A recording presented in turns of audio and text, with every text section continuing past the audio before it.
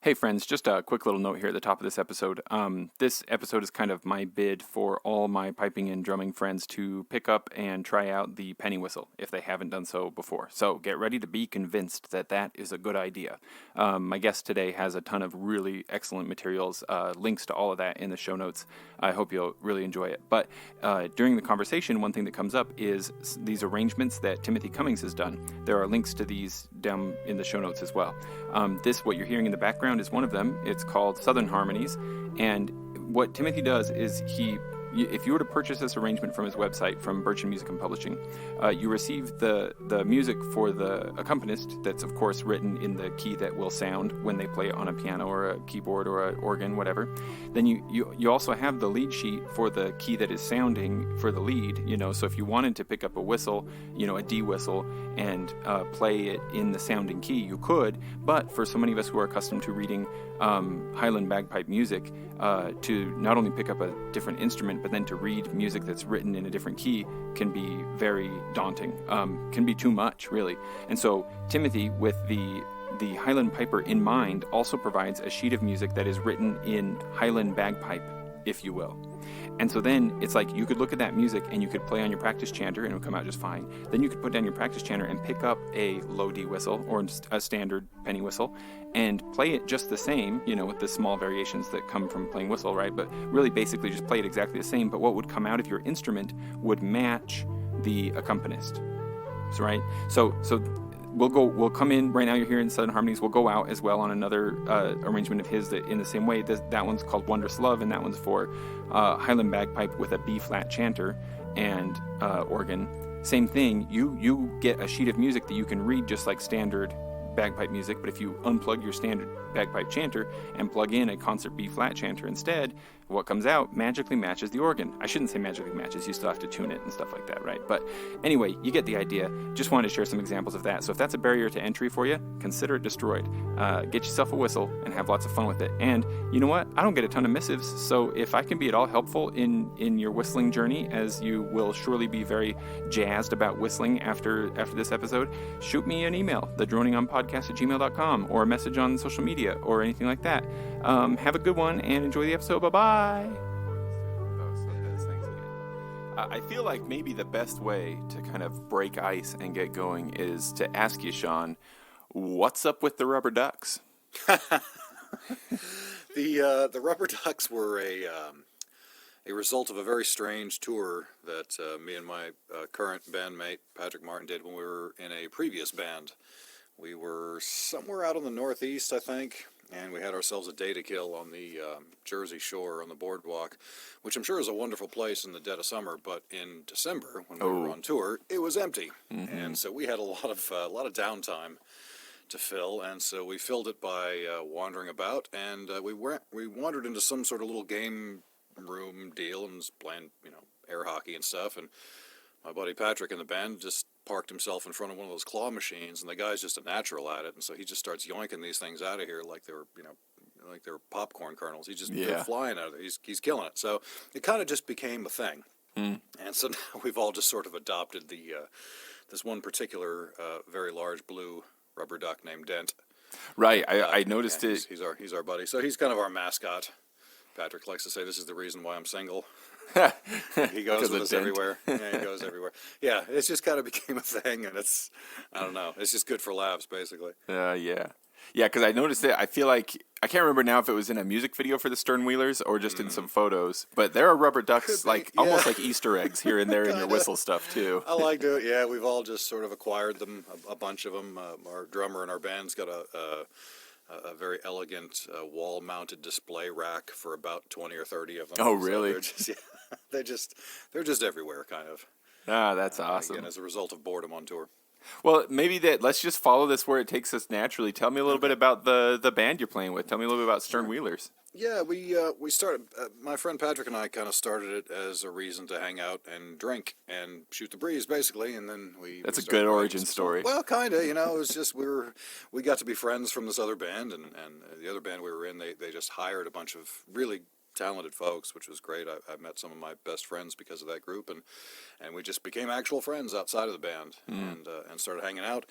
And he was a songwriter, played on Broadway in Nashville for years, toured the country with various songwriter rock type bands. So it was sort of a world that I didn't really know much about, but he kind of wanted to do this project and just see if it was going somewhere and see if we could come up with something. And it started to. Ah, It yeah. was mostly just hanging out in his house, and then some other friends of ours from the Nashville Irish music scene got on board, and we're liking it, and it kind of turned into a thing. So it's been kind of fun. The pandemic, I think, in a weird way, really helped, gave us a little bit of time to hopefully get better and spend some time practicing. So that was something good from something bad. We were kind of born out of the very end of the very start of the pandemic, and have been plugging away ever since. So it kind of became a project for you to keep you sane through the Pretty much. lockdowns and stuff. It was, yeah, and it was one of those things where it wasn't that weird using Zoom and Teams and Yeah. stuff like that to be able to just maybe not rehearse, because you can't really do that with a lag, but at least be able to talk things through. And we were able to come up with songs and hey, what do you think of this? And shoot each other some recordings and build some songs that way and get together whenever we could. Yeah. Well, there's you guys have put out some really awesome content. I'll make sure in the show notes there are links to. I'll put some links to the YouTube videos and the website. Certainly, the website's so classy. Sean, this is one of the things I wanted to ask you about. I am guessing you made the website. yeah. I'm the web guy, the video guy, all that kind of stuff. Yeah, I've been doing that longer than probably anything else. That's the thing. But maybe because I've been watching so much of your content, I felt like I could very quickly identify like your fingerprints. But Yep. one of the classiest things, like it looks so great, color scheme, really cool. awesome logo. I love the Stern Wheelers logo. Thank you. I That appreciate is it. so cool. But thanks. on the landing page, it's got the standard like description of a band, right? Mm-hmm. Great description. It's concise and to the point. But I really appreciate that at the bottom, where you would usually see a "Learn More" button. Instead, so the paragraph ends with, we celebrate the influences that each nation has had on each other with pioneer spirit, sardonic wit, tragedy, pining, and humor. And then where you would click learn more, typically the button says, what? Yeah, right. Yeah, I yeah. appreciate Patrick little things like that. wrote that one, and I was like, "What?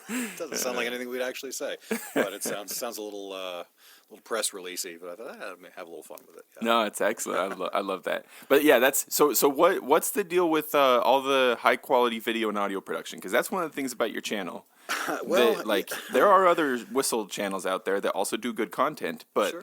Yeah. there's nobody to touch you for quality here. Well, well, I appreciate that. It's nice of you to say.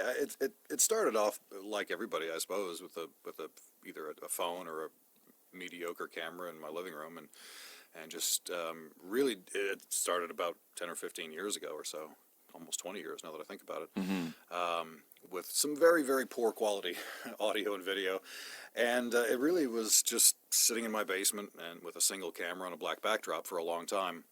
And then the company that I worked for asked me to do some talking head style video stuff for work, and they said, "Oh, you're a musician, you must know how to do video." And well, not really, those are two different things, but I'll see what I can do. Yeah. And I had some gear, and so I kind of started doing that, and it was for a friend of mine who had been with the company 20 years, and they wanted to do a big kind of a congratulations footage deal with people from all over the company. So in addition to all the talking head stuff, I kind of got into the B-roll side of things, and shots around the office, and I got the drone up in the air and all this stuff. I thought, this is kind of fun.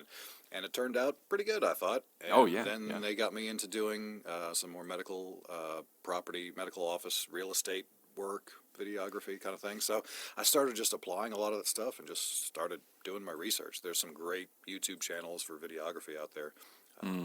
Peter McKinnon is one that I've learned a lot from. There's just some really talented folks who can make it easy to understand. Like hopefully I'm trying to do with the whistle side of things. They're able to do with the videography thing, and they just made it easily digestible. And it's just fun. I just kind of found it that I like doing it. So is your cool. at this point is your main job description videographer, or is this still something you just do kind of on the side for yourself, Well, for the company? a lot of it stuff like is, that? yeah. It's a bit of both. I'm technically an IT director by trade, so I do more client-server workstation, that kind of stuff. But the videography thing has definitely been a big part, probably 50-50 at this point now. So I do a lot of, mostly real estate type stuff, although I actually just did my first commercial ad for something other than real estate recently for a tinwhistle company, which was kind of cool. Oh, for a tinwhistle company. That's awesome. Yep. Right on. So yeah, it's kind of fun. It's I don't know if you call it a side hustle or a primary hustle or what. I'm not sure yet, but Yeah, you know, the hustle is taken over. yeah, kind of. I do like that though, that like I can spend a long time enjoying your videos, and I don't want to make you feel in any way uncomfortable with praise No, here, Sean. I don't want to be too appreciate it. much, but No, it's nice of you to say. like sometimes I can watch your videos like very carefully, like specifically like, oh, I'd like to learn that tune, or oh, this sounds like good advice, or the comparisons between whistles. I'm a sucker for comparison videos between just Me about too. anything, barbecue, Me too. whistles, Yeah. anything, Me too. and so I those are the ones that like I'll pay close attention to, but sometimes I'll hit a like a tutorial video and just kind of let it play in the background while I'm working. And it's just like the sound quality is good, so I can have my headphones on and it sounds great. And Good. the video quality is good, so I can anytime I look over there, there's like really pleasing drone shots going on. Like these are like half tutorial and half like high quality vlog. You know what I mean? Yeah, kind of. I kind of got in that road. Yeah, and it's funny. Some of it's. I'll think back like, well, I didn't really need half of that video, but at the same time, it was fun, and I kind of like doing it. So, Yeah, I don't love the always do that establishing with shots some and stuff. Those are of, great. yeah, some of those it feels like it works, and sometimes it's maybe it's overkill. I don't know, but mostly it's just I do it because I like doing it, and I just that's to me that's the artistic side of things. Yeah.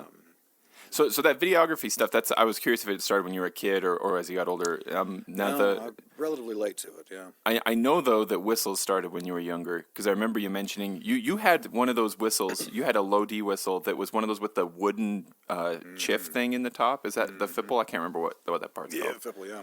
I had a couple of those when I was a kid, but they were little ones, a D or a C, and so I can't even imagine how playing a low D like those things suck the air out of your lungs like crazy. Yeah, it's an absolute monster, and even the light, the high ones, the Clark and the Shaws, the high D whistles. I did a comparison on those versus another one that the same company makes, and to me, the ones with the wooden block, they're so breathy.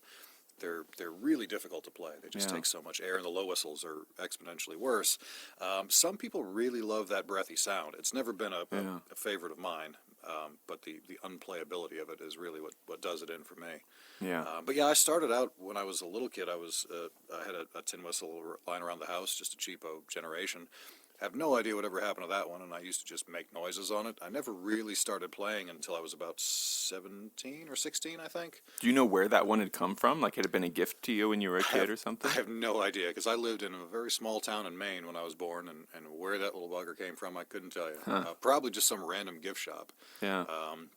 But my dad owned a bar in New York, an Irish pub in New York, in the 90s, and I would hang out there. And oh, so you're like super legit when it comes to like trad sessions and stuff like that. Your dad owned an Irish pub in New York. That's pretty darn legit. Oh yeah, I mean, if I was very fortunate to be in an area, one of the main areas for Irish traditional music in New York. But I also came at it kind of late. I mean, most folks start when they're 5, 6 years old. I didn't start till I was 16 or 17. So in that regard, I was kind of backward, and I came at it through the Pogues, really. Oh, I sure. would just sit in the basement of his bar and bang out Pogue tunes. Yeah, one of the regulars, one of my favorite drunks, went over to Ireland and came back from a gift shop and said, "Hey, here you go, kid," and gave me a tin whistle when I was 16. And he goes, "Hey, bang on that for a while." So I did. I went in the basement and learned Fairy Tale in New York and things like that. That's my favorite one. Oh yeah, it's everybody. It's a classic. Yep. And then there was a fellow who was would fill in bartending. He happened to be an all-Ireland button accordion player, and he heard I was learning the whistle, and he goes, let me take you out to a session. You got to hear some real music, kid. So, all right, cool. So we find one place, and it's him, and there was a guitar player, a fellow by the name of John Doyle, who later became famous with Solus, among other things. Yeah. They were buddies, and so we were looking for a session. We ended up at a place called Mona's in New York, which is in the East Village. Not sure if it's still there. I'm pretty sure the session is long gone. But it was a hole in the wall kind of a joint, and they didn't get started till midnight or something like that, and went till about 3 or 4 in the morning, and it just blew me away. There you are, a 16-year-old kid. Sort of. I walked in, and the bartender goes, he can't come in here. He's too young. And they go, no, he's with us. They go, no problem. Here you go. And he pulls me a pint. I go, this is a weird world. This is a strange world. But then the all music, out or all in. Well, kind of, yeah. And then it was probably 5 or 6 guys, and they just absolutely set the place on fire. And I thought, man, I'm learning the wrong music. I got to start learning this. And from that point on, I was pretty much hooked. Yeah. Oh, that sounds amazing.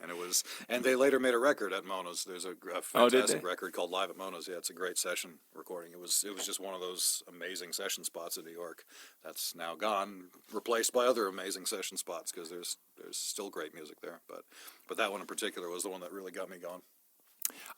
I'll pull up Live at Mona's and add that to the show notes as well. Check it out. Maybe look There's it some up. great stuff on there. Some wonderful players. Yeah. The what do you call it? Like a serendipitous positioning of, where you are and who you encounter and stuff like that throughout your story. I love hearing that kind of stuff. That Yeah. sounds really cool, man. Yeah, and New York was great for that, at least for this style of music. It's in the '90s. It was pretty much New York, Chicago, and Boston was about the only place you're going to hear Irish music back then. Now, that's not the case. There's folks everywhere, but Yeah. but back then, boy, it was every night of the week you could find a session, pretty much. And you ended up in Music City. I did. And how did that happen? That's a bit of a move. Cost of living Ah, at the sure. time was Yeah. way better coming from New York. Now, probably not so much. But Right. now, when my wife at the time, when we left, the Irish rock band that we were in was based in New York, and we both had family kind of in the Nashville vicinity, or at least closer to it. Or a lot of her family was from Texas, and they had kind of moved up here. So, it just seemed to make sense. And at the time, it was a whole lot cheaper. And there was a scene. There was a couple of folks here who I knew from when I actually went to high school here in Nashville. Oh, did So you? I knew a couple of folks here then that were great players. So I didn't think it was going to be too bad, and it turned out there's a pretty good scene, and it's actually grown quite a bit here in Nashville.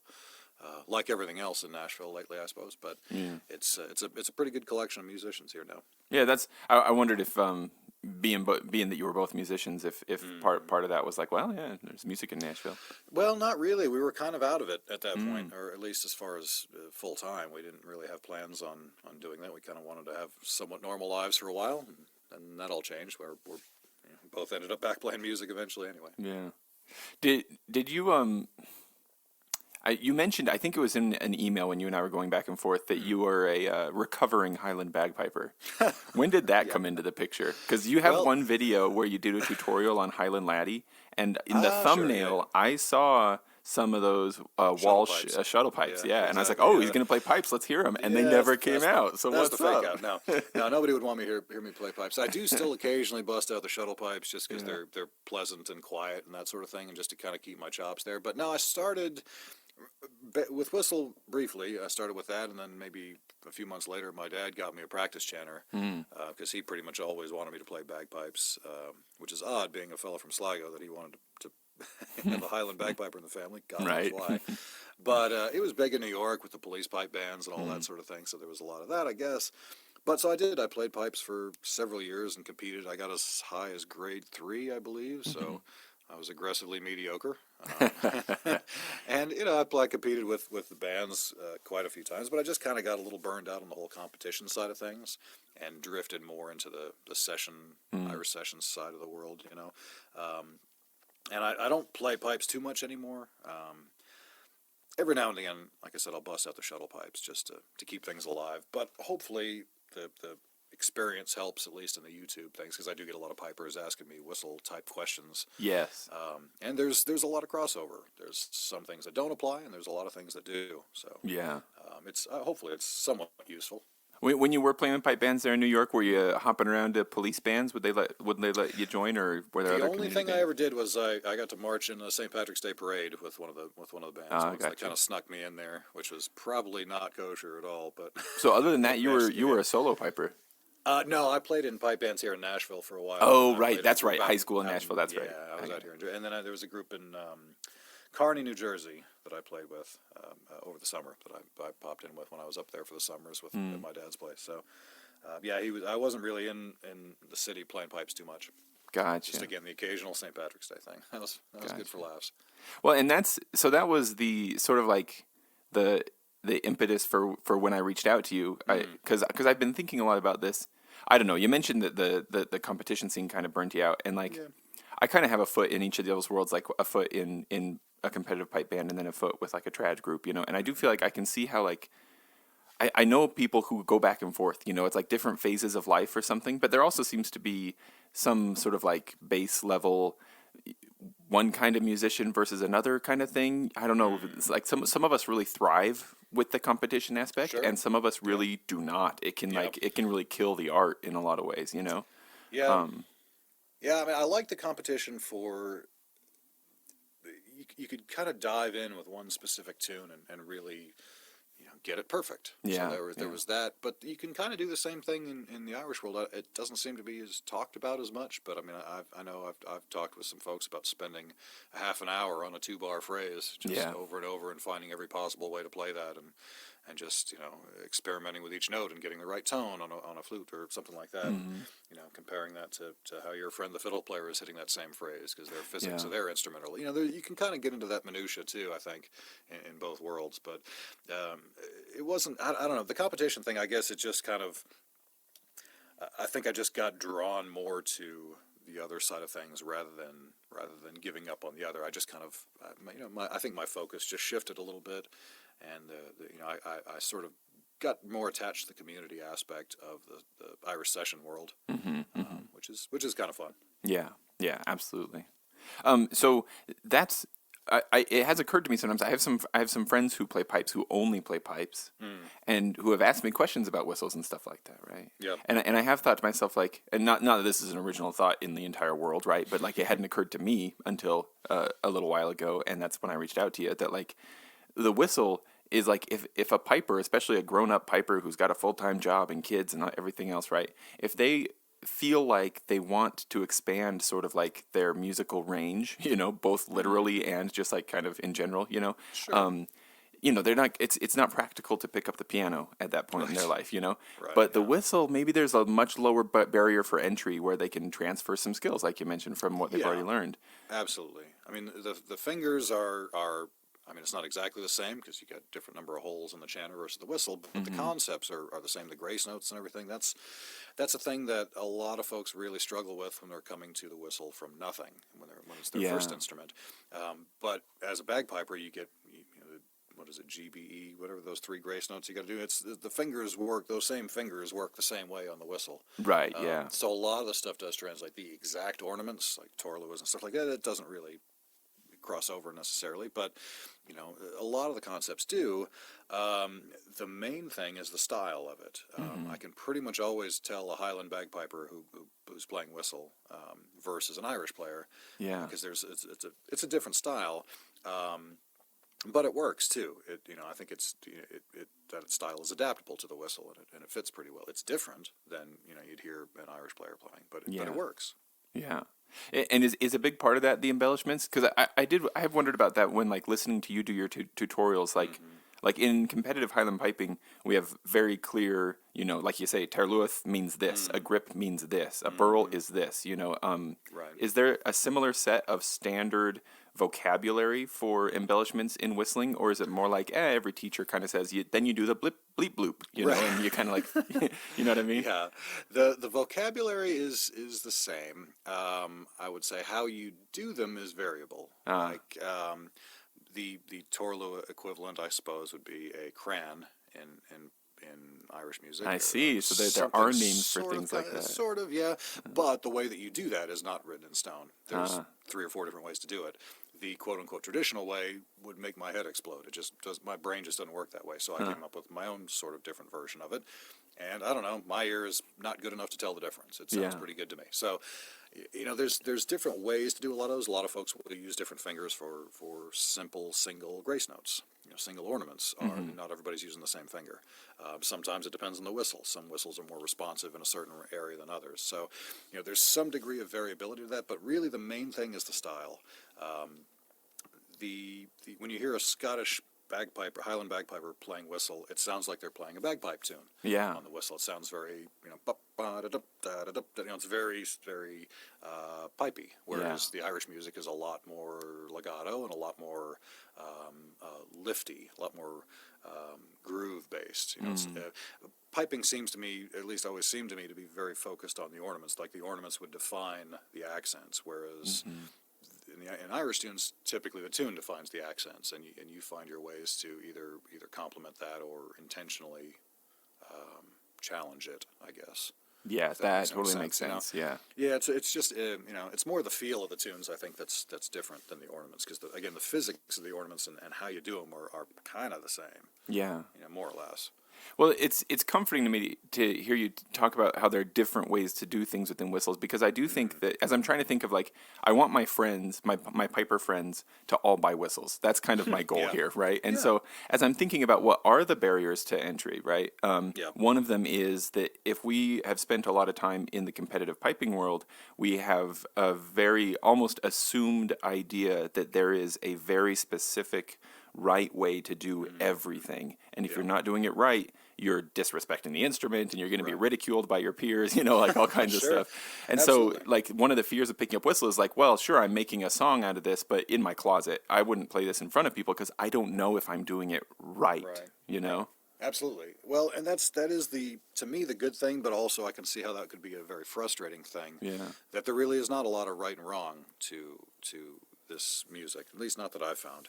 There's a lot of personal style involved. There's a lot of options involved, and the again fun / frustrating thing is that you don't play the same tune the same way twice. At least yeah. ideally, you're never going to play it the second time through exactly the same way you do it the first time, and the ornaments are not written down.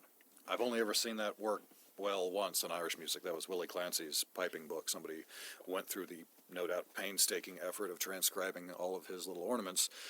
But even then, that's a representation of how this one specific person played this specific tune. That's not the one way to do it. Whereas with piping, you get the Scots Guards book, and by God, this is the way you play the tune. Right, that's the setting. That's all there is to it. Yeah. Which If is you play definitely not if you the play a case. D grace note where there's supposed to be a G grace note, that's a different There'll be hell to setting. pay. Yeah, exactly. Yeah, absolutely. And there's none of that in Irish music. There's loads of different settings.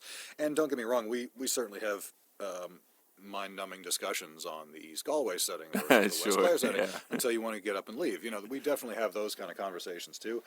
But it's not so much about, I don't know. It's just a bit of a different vibe, I guess. It's not so much right and wrong as much as it is how that works for you, and the instruments are a little different too. Like I said before, sometimes a top finger grace note works on one whistle, and on another whistle it makes it jump the octave, and now you've got a different problem to deal with. Right. So yeah. there's some of that too.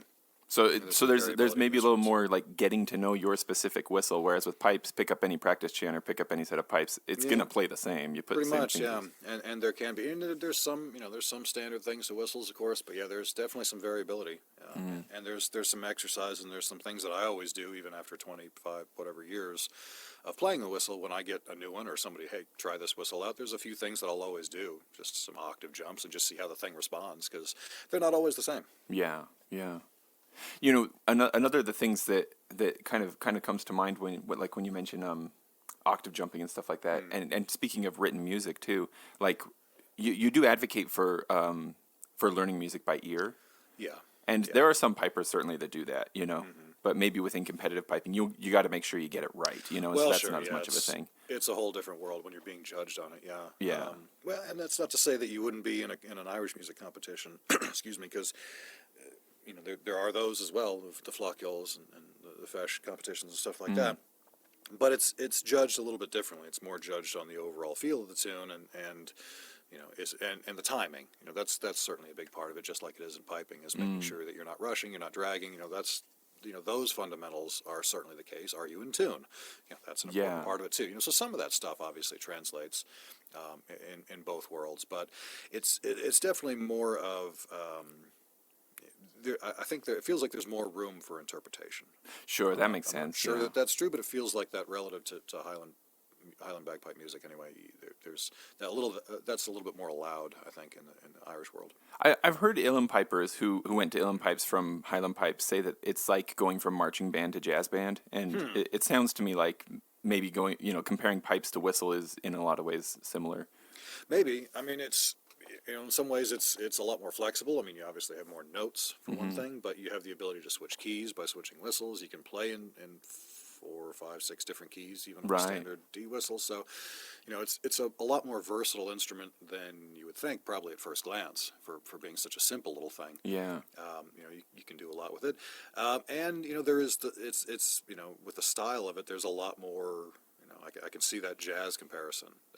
There's definitely a lot more room for those sort of slidey kind of blue notes that you get, Yeah. or can get with it. Yeah. I feel like maybe one of the other possible barriers for entry and like learning by ear and stuff like that comes into this is the fact that with Highland pipes we're used to our tonic being low A, and with the most typical whistle is going to be a D whistle, and so the sort of equivalent thing for your fingers is a D instead of an A. Yes. And so written music can be really confusing.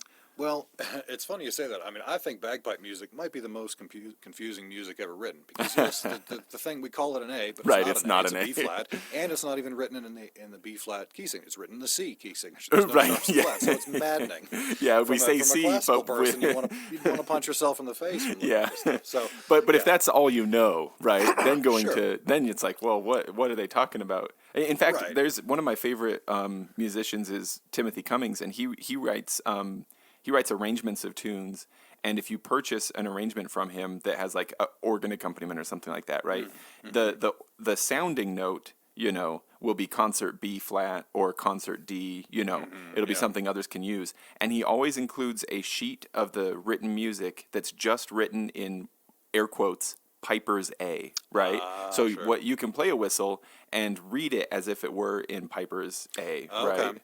That makes sense. So the Okay. sounding note will be concert D or G or whatever the key is, right? You just grab the right whistle that fits that. That's way. right, yeah. Right, yeah. Well, that's the thing about it is, you can learn a tune, say, for example, on the whistle in the key of D, and then you grab a C whistle, and now you're in C, and you're playing Yeah. exactly the same way. So that's one of those things it's hard for folks to kind of wrap their heads around at first, particularly if they're coming from some other world. But it's one of those, like, once you get it, it just kind of makes sense. There's basically 3 different positions on the whistle that you can get 3 different scales out of, and each whistle, each different keyed whistle gives you 3 different keys. So there's some of that, but the whole learning by ear thing, you mentioned that's I don't know if I'd call that a barrier to entry or not. I get where you're coming from on the piping side of things. The main thing to me is just to overcome that is just listening to a lot of music. That's Yeah. always the first thing that I tell people is just, who are you listening to? Who did you find? Oh, I found so and so on YouTube. Okay, we'll stop right there. Here's some folks you need to listen to. That kind of thing. So that's really what I think helps people cross that bridge from sheet music to learning is you just have to kind of imbibe as much of this as you can, and you're really looking for the feel of it, not so much the notes. I mean, the sheet music is fine as a refresher, and if you want to learn tunes that way, that's fine. But I think if you can hear it, it just makes it a whole lot easier to translate dots on a page into something that's musical. Well, and that does make sense. I have heard some very high level bagpipers, competitive style bagpipers like Stuart Little, and others whose names I can't think of right now because I'm slightly nervous. Talk about that, when they approach learning pipe music, first they listen to how other people do it, then they sing it, and only then do they pick up their practice chanter, which I don't think is the typical way. Like most rank and file pipers, like certainly myself, have approached music. Like I think there's almost a hesitancy to learn by ear in some ways because it's like, what if I hear it wrong and get into a bad habit? No, I've got to look at the music. You know what I mean? Yeah. And I can see that certainly for piping, and I think that's, at least when I was doing it, it was sort of that kind of hybrid thing. I would make sure that I had the notes right, but it's really hard to translate, for me anyway, the groove of a tune from a piece of paper to what it's supposed to sound like without really hearing it properly. And maybe other people don't have that weakness. Maybe they can hear the whole thing and just see it, and just like reading a book. But for me, I was never a great sight reader. I was fine. I was okay. But I really needed to hear it to be able to get the idea of what it was supposed to be, and then I can figure out the details. Oh, that's a D throw here instead of a whatever it's supposed to be, that kind of thing. And that's sort of how I deal with it with Irish tunes as well. With sheet music, is if I just how does that tune start, and I'll pull up the session.org or something, and I'll get the first 2 bars. Like, oh, okay, there it is. That's that one, and then close it and off you go. Yeah. It comes back. Yeah, speaking of the session.org, you do bring that one up a few times in your videos. Is that the best resource, or are there other favorites out there? It's definitely the best resource. It's not a flawless resource because that whole collection is put together by people like me who may or may not have very, very great credentials. Who knows? Sure. Anybody can add to that site, and anybody can create a setting of a tune. And sometimes you look at those and say, where in the hell did this come from? Right. But other times it's it's mostly, like I said, useful for a refresher. If it's not exactly the way that I play it, it doesn't really matter, because I know how I'm going to play a tune. I know where I got it from, but I can't remember how the bloody thing started, so I can go on there and, there's your first 2 bars, and now I'm good to go. And then you're off. So it's a great resource for that. I wouldn't use it as a crutch, because you do. I wouldn't even say you run the risk of running a bad setting of it. There's probably no such thing, but what you might learn is a setting that doesn't fit your session players. Right, the other folks that yeah. you're playing with, they may have a different setting, in which case you just learn something that you can't play with anybody on. So not the end of the world, but that's where to me it's always better if you are in an area where you've got sessions and you're trying to learn those tunes, just bring your phone, record it, learn them that way. Learn them from the people who are playing them, learn their settings of them.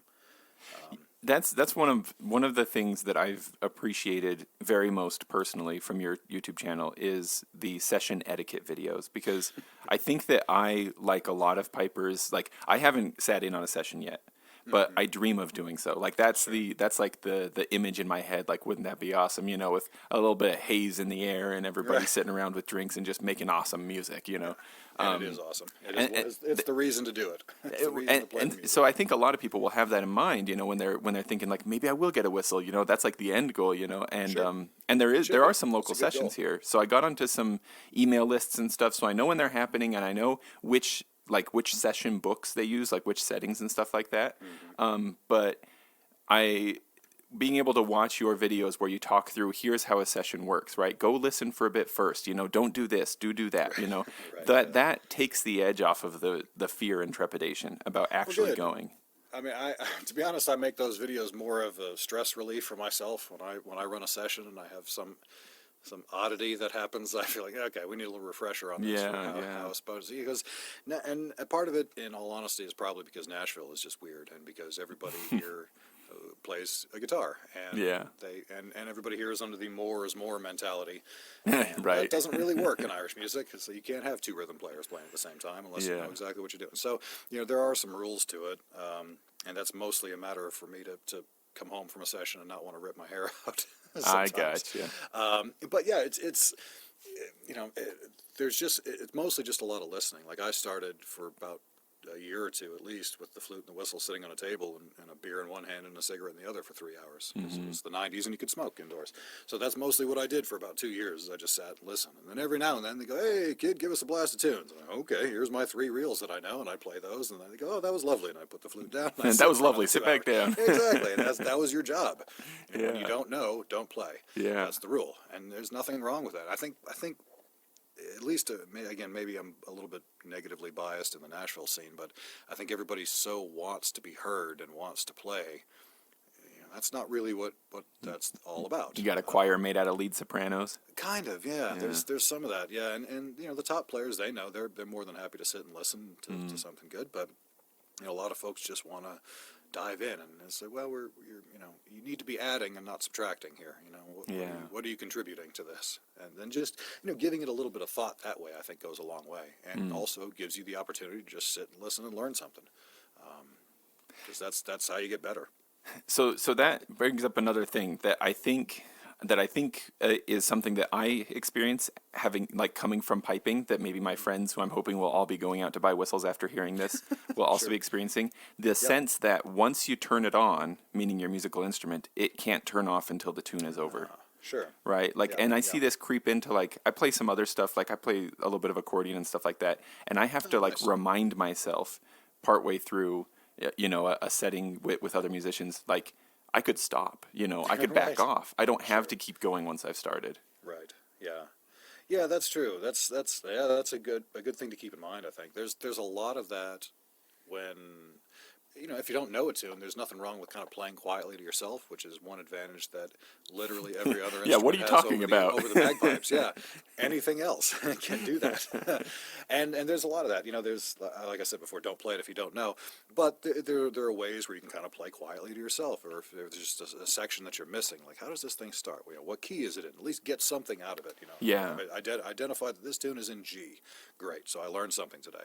Maybe next time if they play it again, I'll get the first half. Then the next time I'll get get the second half, and it takes a while. It can take a long time. Or you ask somebody, hey, what was the name of that? And you go home and you find it, and you learn it. You find 3 recordings of it, and you figure out how you want to play it. Yeah. That kind of thing. Don't get the sheet music, but go home and find 3 different recordings. Yes, quality recordings, and listen to them, right? Yeah, and see what you like from the first person and what you like from the second person, and then you find your own way to play it. And that's kind of how I've always tried to approach it. Yeah.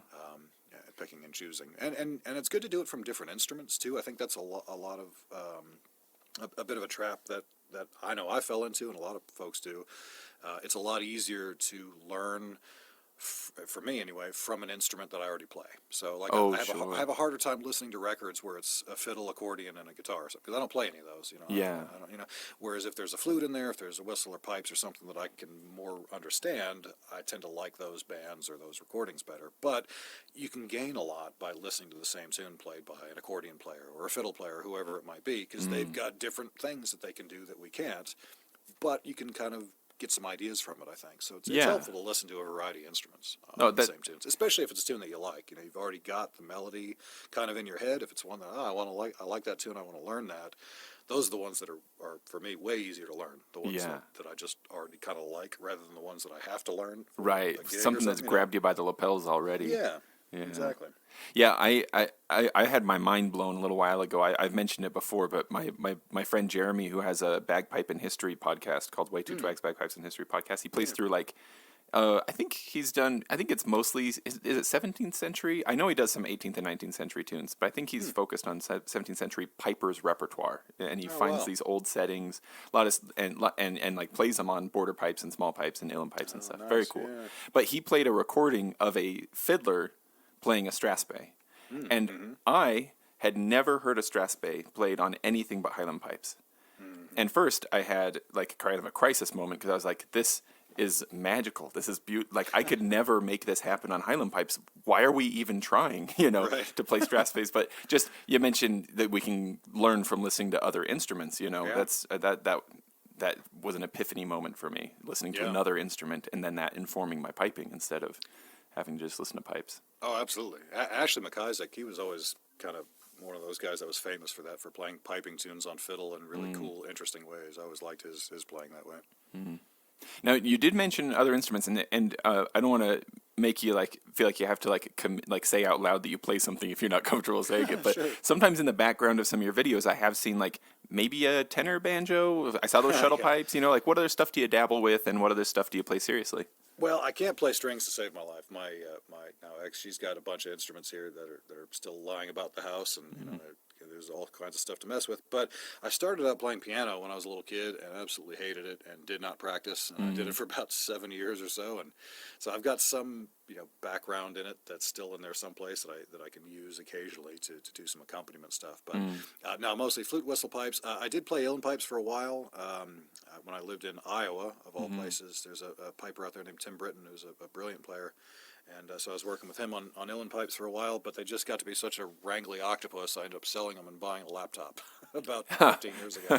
Because I don't have the time to commit to this. This is one of those, as they say, 10 years to master, 10 years, or what is that, 10 years to learn, 10 years to practice, 10 years to make one of those. Or is it 20 years for each? Probably, it's something impossible, let's no, I'm not going to do this. And I'd already kind of started to phase out highland pipes by that point. Yeah. So I thought, I'm just going to focus on the things that I really enjoy, and that's flute and whistle. Really more flute. I think for gigs and sessions and stuff, it's pretty much all flute. But the whistles for YouTube and for songs and for stuff in weird keys. Yeah. Yeah. Now, with the flute, what if some of my friends are listening here and they're thinking well, whistle or flute? Because it's in the most simple versions of flutes, it's just a whistle sideways, right? So. Oh, absolutely. The fingers are exactly the same. And I always tell people start with the whistle first. That's best, huh? Because the flute's got the embouchure. 90% of playing the flute is the embouchure, whereas the whistle is doing all that work for you. You just blow into it, and it just kind of works. The flute, if you miss that, it just won't sound at all. It's just like nothing, like blowing over a Coke bottle. And sometimes it works, sometimes it doesn't. So, you got to get that perfect, really. So it's definitely better to start with whistle. In Ireland, everybody starts with a whistle, just like we all start with the recorders here in school. Yeah. It's a simple way to get started, get going, and then you can kind of translate those skills to pipes or to flute or really to, at least to some degree, to any instrument, at least as far as the style goes. So yeah, definitely best to start with the whistle. To me, the flute is the world's best instrument because you have so much control over absolutely every part of it, the tone quality and everything, because it's all coming from your mouth. But it's a drag sometimes. It's tricky. Yeah. It's weird. But the whistle's great 'cause that embouchure, right? Exactly, yeah, and the whistle just does all that for you. So you can just focus on fingers, focus on ornaments, focus on style, and not have to worry about that other very, very challenging part until you're ready. And you can just spend time just getting that. I mean, I've got some students who do both flute and whistle, and our quote-unquote flute lessons is basically just them blowing long notes to make sure they've got good tone. Yeah, You just start with getting that. noise. Just get a good, solid tone, and screw around with it. You can kind of roll it in, roll it out, and just find out where that sweet spot is. Yeah. And just train your brain to be able to hit that every time. And that's really what you're going for the first year or so of playing flute. Well, and it does occur to me too that like one of the really great things about whistles is like, of course you can spend good money on a really great whistle, but you don't have to spend much to get a decent whistle. And so if you want to play flute, go ahead and start with whistle. It's not like you're saying go spend hundreds of dollars on a whistle first. Right. It's not this or that. You can kind of do both. And yeah, they call it a penny whistle back in the day because they used to cost a penny, and they cost a bit more than that. But you can find some really cheap ones for $10. You can spend $50 to $100 and get something that'll last you out. You get a professional instrument that anybody would be happy to have for $50, $100. And if anybody wants to see whistle reviews and comparisons, this guy's YouTube channel is the place to go. They are delightful. It's funny. A fellow from Israel reached out about a month or so ago and said he was making new whistles, and he sent me a picture. I was like, wow, this looks awesome. Would you mind checking one out? I said, sure. So it just got delivered like 2 days ago. So Awesome. I'll be my looking next forward to reviews. that. An Israeli-made whistle, which from the pictures looks beautiful, so I'm curious to check it out. Yeah, that'll be way cool. That's been one of the really cool things about YouTube is people just reaching out and trying it. I never really had much interest in trying other whistles because I've got stuff that I like that I can play, and I didn't really care. But people hit me up, and they're, wow, there's some folks making some good stuff out there these days. Yeah, there's some really professional instruments out there that are affordable, which is great.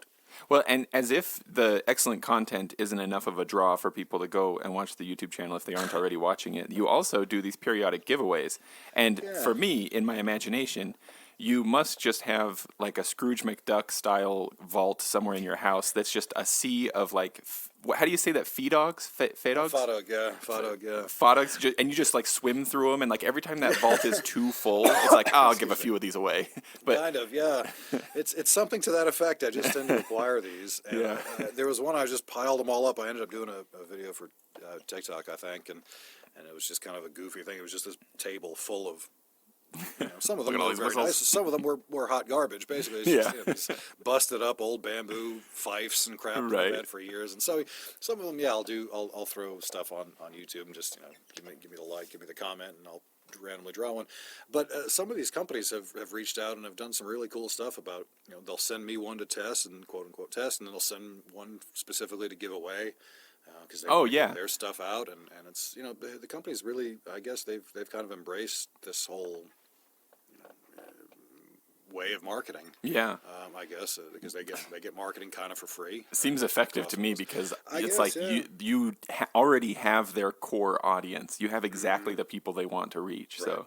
Well, and that's the thing. It's kind of a small market. We're not going to be advertising these in front of the Super Bowl or something like that. Right. Not everybody cares, but the people who do care, they seem to find my stuff and the other folks like me who are doing this on YouTube. We all congregate to the same places. Yeah, kind of, I guess. So, well, and that's I definitely have quite a collection at the moment. One of those companies that sent you one for you and one to give away. I'm pretty sure was Lear, right? It was, yeah, about a year and a half ago now. I think when they were just kind of getting ramped up, yeah. And I love their whistles look so pretty. The videos I've heard of them are great. I've got one of their key of A whistles on my Christmas list with my wife right now. So nice. We'll see if that one happens. Of those about a year ago. It's really nice. It's A is kind of one of those weird ones for Irish music players where it's not terribly practical. But for a bagpiper, exactly, yeah, it's going to be kind of a one-to-one translation there, which is great, yeah. And I've done that too. I've moved some bagpipe tunes over to whistle that way, pretty easily a few times using that. Yeah, it's a lovely whistle. All their stuff is great. They just started doing silver-plated whistles. Yeah, I saw your video of that. That was beautiful. My goodness, it's lovely. Yeah, it's really nice. They did it, and it actually makes a difference in the sound. I was not expecting that. I was genuinely surprised. Yeah, that surprised me as well. I was like, metal's metal, whatever. But no, it's different. Yeah, and who knows? They may have changed some other parts of the design too. Like I said, I think they were still trying to get their final design knocked out. But they've done a great job, and they make some really quality stuff. I've talked to those folks a few times. They've called me from Ireland a handful of times just to kind of game plan, and let me know. And they offered me a place to stay, which I thought was awesome. I'm going to take them up on that for sure. We're going over there hopefully this summer, before the summer's over. Oh, that's so cool. So I would like to, yeah. So I'm excited to see whatever good comes folks. from that. Yeah, they're cool cats over there. They do some cool stuff. Well, and they have I'll put a link in the show notes to their website, and they did send a discount code, Oh, good. which is Heritage Bagpipes. So Nice. I'll put that down there as well. Though it occurs to me now, Sean, I don't know if they track which discount codes are being used, but you have a larger audience than me, and you probably also have discount codes. Is it beneficial to you somehow for people to be using? It doesn't matter to me now. I'm not getting any kind of a I see. kickback or any kind of thing now. I every now and then they'll remind me that I think I have a code whistle tutor as well, so I put that up on a few videos. But yeah, by all means, if they've given you a discount, might as well fire away. Yeah, go ahead and use it because they really do. They're pretty affordable. Those guys. I think their top end one is. It's only like $80 or $100 or something like that. It's pretty reasonable for a professional instrument. Plus with a discount, they're reasonable. Yeah, I've been very quality like pleasantly surprised by like their price does seem to be yeah, very very very very reasonable. Well, I don't want to say reasonable because like like other excellent whistle makers who charge a little more, it's also reasonable because they're making good product, and so they ought to be able to charge for it. But like it's a little bit lower price, but still a really great whistle, and that's very attractive, I guess is what I'm trying to say. You can get a professional handmade instrument for between like $70 to $150 in that range from a variety of folks. There's quite a few people that are making instruments in that range. Like the ones that I play regularly is a fellow here in Tennessee, of all places. He lives in a fairly small town, a couple hours away from me, and I play his pretty much exclusively. They don't look all that they look kind of like cheapo generation whistles, but they're all handmade and they play professionally. And those are the ones I like. His are a little more expensive than the Lear's, but I've just kind of been hooked on his stuff for a long time. But then the Lear came out. They started making theirs about a year or two ago, I think, and they've sort of taken the world by storm. They've kind of gotten everywhere. They've got a lot of really great players to test out their stuff, and everybody's had pretty good things to say. Joni Madden, she's the one that jumps out at me. She's a brilliant player and played a few lovely tunes on their instruments. I really, there's no reason to focus too much on this kind of stuff, but I do get excited about logos and stuff, and I love their logo too. Yeah, it's nice. Yeah. Yeah, they explained it to me, the swan thing. I can't remember what the story was. He broke it down for me. There's some sort of mythological callback to that. I can't remember what the deal was. I think those guys they're up in, I want to say they're up in Galway, I think. Yeah, they're good folks. They're nice folks. I think they've got a really good game plan, good business plan. I think they're trying to.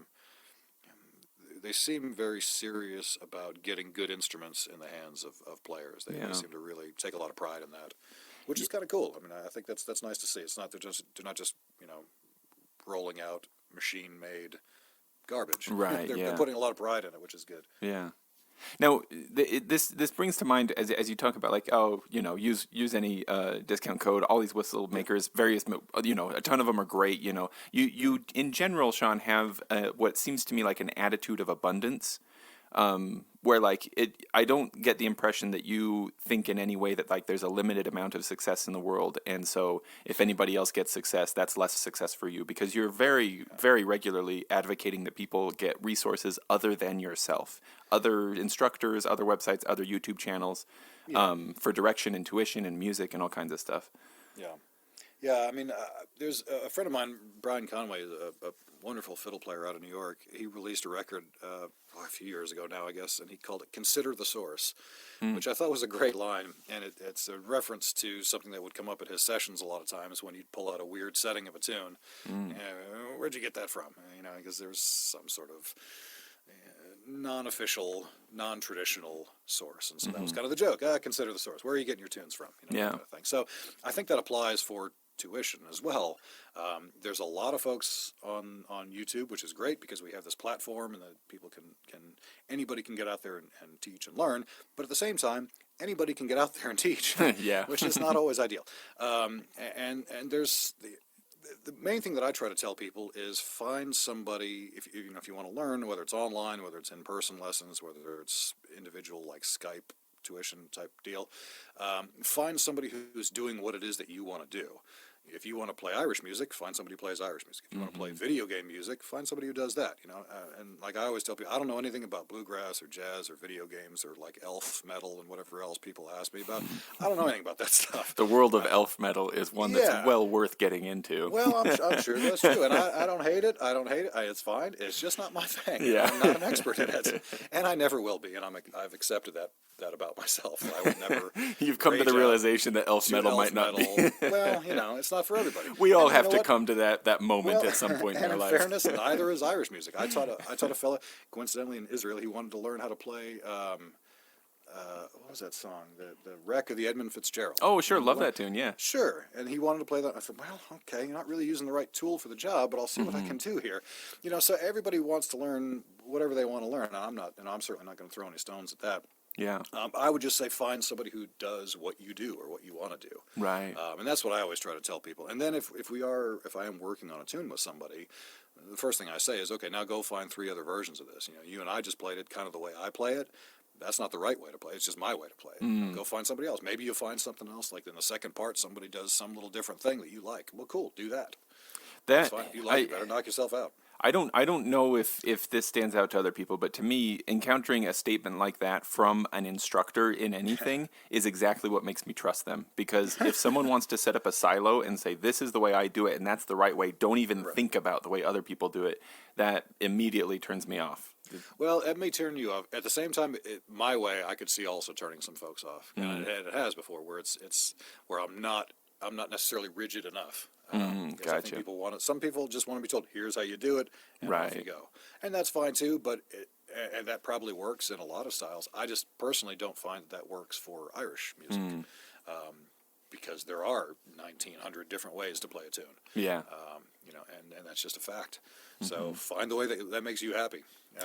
I wouldn't want to teach somebody something where it's constantly a struggle, right? Because they just don't like it. Well, then why are you doing it? Doesn't have a lot of staying power. No, you're not going to learn it. You're not going to enjoy it.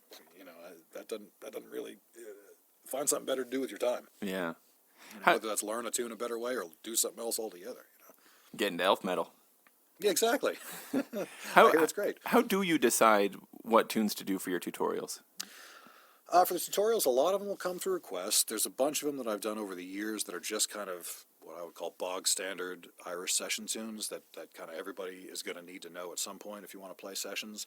There's a handful of stuff that's just good starter tunes, like basic slow songs like Raglan Road or Down by the Sally Garden, stuff like that are just kind of good simple one-octave melodies. But a lot of them come from either YouTube or TikTok requests. People just say, I've always wanted to hear this tune. Or it's something that I'll hear at a session, like, holy crap, that tune was buried back in the recesses of my brain for a decade, and it just popped out, and it's a great tune. I wish I had thought of this before. And it'd be a fun one, and it fits well in the whistle. So a lot of it is just kind of what I'm feeling at any given time, And at this point, I've been doing YouTube now for a decade. There's so much material up there, man. Exactly. I mean, I've done a lot. Everybody's done a lot. There's a lot of stuff that's already been covered, and I try not to do too much duplication. Going back and hitting the same stuff. But there's a couple of those standards that I have done a few times. Yeah. That I've updated because when I first recorded them, I was 15 years younger. And, not nearly as experienced. So, it's a lot of it is just what people want to hear. Yeah. And if it's something that's at least tangentially related to the Irish traditional music world, I'm not doing Freebird or something like that. Just because somebody requests it, but I have on the other side I have done like a couple of Beatles songs and a couple of oddball things like that just seem kind of nice and people want to hear them. I've done some hymns for people who request that kind of stuff. So there's a little variety. This is another thing that I like about your videos is your dry comedy. You did mention once you said that sometimes modern tunes get into your sessions, and you were like, there are 2 modern tunes in my sessions, one that my friend brought 20 years ago and one that I brought 10 years ago. Right. That's about right. Yeah.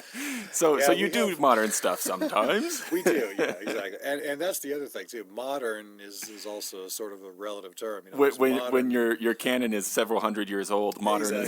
Exactly. There's that. Well, plus, and then there's modern in terms of Irish traditional, quote unquote, Irish traditional music, and then there's modern in terms of pop music. We're not working with that kind of stuff, but some of these some of these modern tunes are wonderful. A lot of them, at least to my ear, are different just to be different. And you can kind of Sure. tell that they put in a weird minor blurb here just because it felt like getting weird. There's not really any reason for it. Yes. But some of these folks, like Joni Madden, Michael McGoldrick, they write modern tunes in really clever ways that either they just sound clever on their own, or they sound clever because they sound old. They sound like old traditionals. Oh, sure. That's It's a a new real skill. Yeah. That's a wonderful skill to be able to come up with something new that doesn't sound like it. Yeah. Because that's to me that's my only real complaint about modern new. They say a lot of them sound like exercises, like they're just doing arpeggio exercises. Like, okay, we'll do that at home. practice at home. Right. Don't practice on my record that I paid $10 for. Yeah. That kind of thing. But some of them are, like I said, wonderful. Some folks really do have a great ear. That's a skill that I lack. Yeah. Is the ability to prolifically generate new music. Liz Carroll, she's another classic one who's done some just wonderful stuff. Yeah. There's of course the practicality of playing a lot on D whistles in sessions and stuff like that. But having played around a bunch, do you have a favorite key to play in? Is there something that resonates especially for you? Yeah, I mean, definitely D is the standard, and that's what you always pretty much have to play. But when I'm just screwing around and just sitting around the house and playing, I have an F whistle that this fella Gary Humphrey made for me. And F as it's my in favorite. up several steps from D? No, down. Down, okay. Lower. Yeah, it's a very kind of an alto or much more mellow. Basically halfway between the high D and the low D. Sure. Kind of in that range. And it's nice because it gives you B flat as well really easily. If you C, gets C pretty easily. It's not terribly practical. I use it in the band for like 2 or 3 songs. We've got a couple that are in, like one of them's in D minor, and it works pretty well for that. But again, mostly just screwing around. That's the one that I like to play. I'll pull that out when I'm sitting at my desk killing time, just because it's pleasant and it's a good spacing, and I use the old piper's grip to it fits well that way. It's comfortable to play. It's easy to play. It's just pleasant. If I am writing stuff, I tend to write on that whistle more than anything. Yeah. It's just fun to play. The piper's grip thing is something that I hadn't even thought of until pretty recently. I have a brother-in-law who's been playing pennywhistle since he was a kid, and he just recently got his first low D whistle. And he did. I asked him how he was getting on with it. Do you know what one he got? I don't know. I know it's not Cesado, and I know that it's not Dixon. Maybe Dixon. It might have been a Dixon. It's something that's reasonably nice, it's a reasonably good metal, nice whistle. Oh, it's a metal one. Okay, Dixons are all plastic. Okay. Oh, I see. I haven't actually met the whistle yet. He lives out in California, and so I'm hoping he'll bring it next time he comes over. But totally. But he did mention to me that the learning how to do the piper's grip is throwing him off a bit, and that was the first time I went, it's kind of like a superpower if you're a piper coming to, and it does seem like maybe, a lot of pipers, like I'm thinking like Ross Ainsley and again a whole list of people whose names I can't think of right now because I'm nervous. Jarlath. Jarlath Henderson. Yeah. Henderson, yeah. Sure. A lot of pipers seem to play low D whistles. And maybe that's part of why that barrier is gone. But if someone had told me that there was a recovering highland bagpiper who was making YouTube whistle content, I would have assumed there'd be a lot of low D. But there's not a ton of low D on your channel. And people ask for that a lot. There's not one because not everybody's got it, so it doesn't. I try to get videos that are at least marginally accessible to the largest number of people. But the other thing is, I don't really play low D myself. Yeah. I play the flute. If I'm going to play in that range, I'd much rather play flute because there's just a lot more that I can do with it because of that embouchure control, and because, like in my case, I've got a keyed flute, so I've got some other options for that. But the piper's grip finger spacing thing, I think you might find that the F whistle is probably going to be in much closer because the D is a huge stretch. It's a much bigger stretch than on highland pipes. Yeah, I've seen some people even skip their ring finger and go to a pinky to make the which is actually interestingly a useful way to play it because that's how you'd play it for uilleann pipes.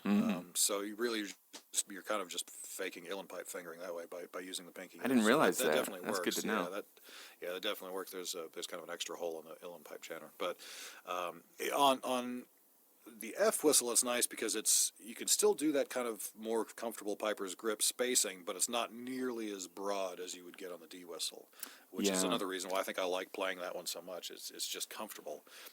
But the trick to what the whistle player's equivalent of the piper's grip is you put your ring fingers down.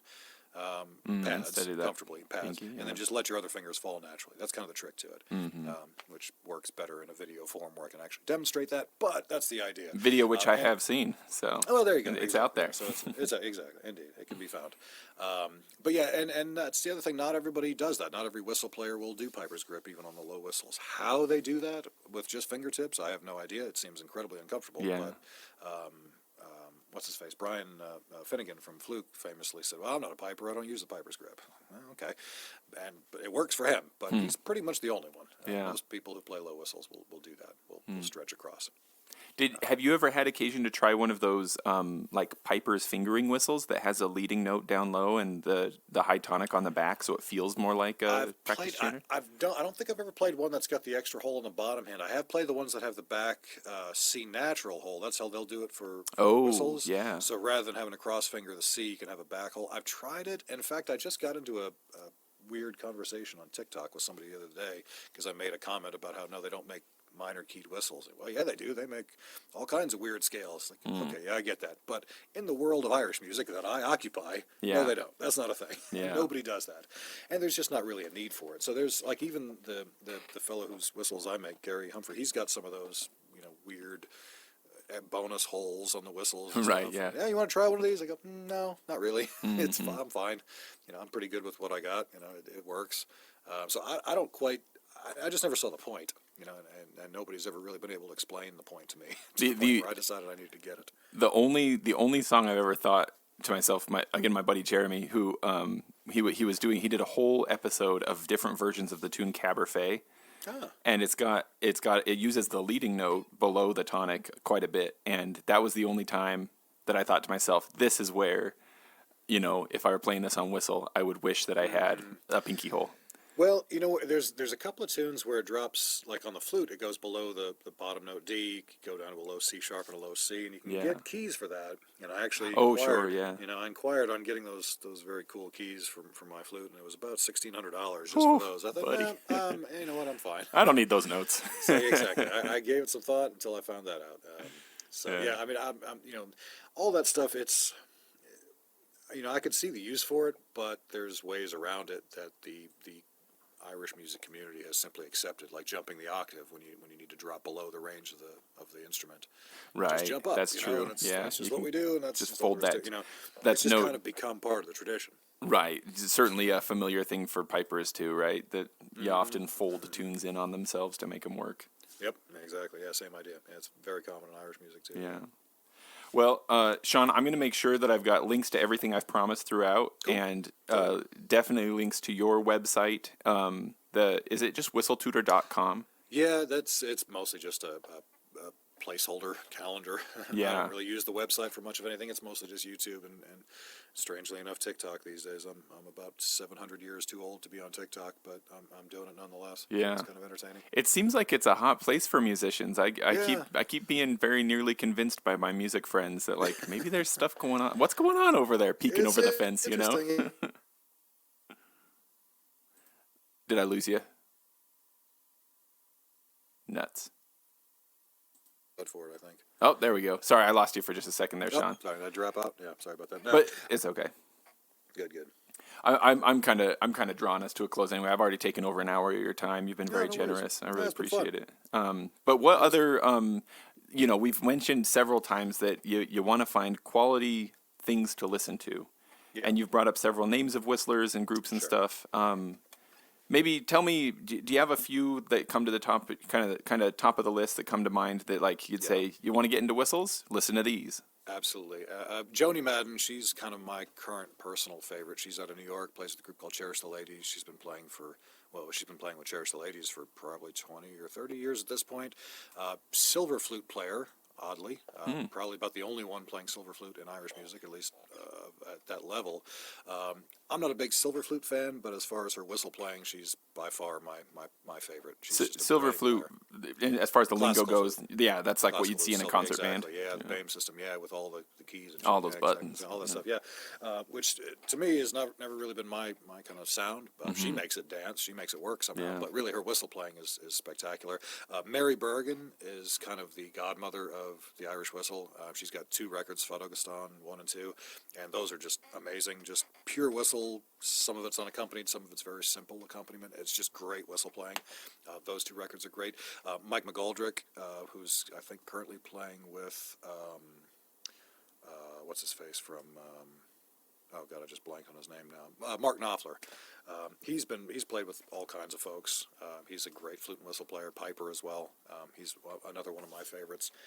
And then for the flute side of things, Matt Malloy was my other really big influence. The Chieftains. He's amazing. But Seamus Egan too. He's from Solace. He's kind of the other one that got me going, that got me started. But those are all great options, great people to start with. Yeah, just, absolute monster players.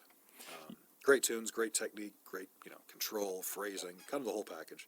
They're all just wonderful players. Well, I'll find good links to all of these people's music and put those in the notes as well. My hope is that all my piper friends who hear this are now running out to purchase whistles and listen to whistle music and kind of expand horizons that way. It'll give your ears a break too. Yeah, stay out of the top octave at least, and then it's nice and mellow. Yeah.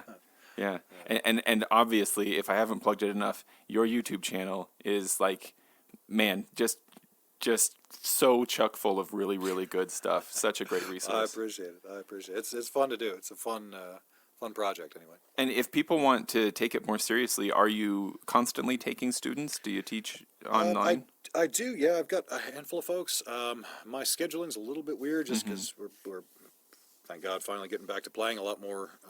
The world's returning, so we're doing some more playing. So the teaching is, I'm not the best as far as schedules because I also have a real job, a real person job that I work, so I have to deal with that. And then scheduling folks in and around, I'm not the most organized. So hopefully my students are patient enough with me that they can roll with it. But yeah, if people wanted to get into Irish music and specifically, or even just the fundamentals, I guess, I'd be happy to work with folks. Yeah, absolutely. Maybe not as much elf metal, at least not yet. It's not my wheelhouse. There's probably plenty of other folks that do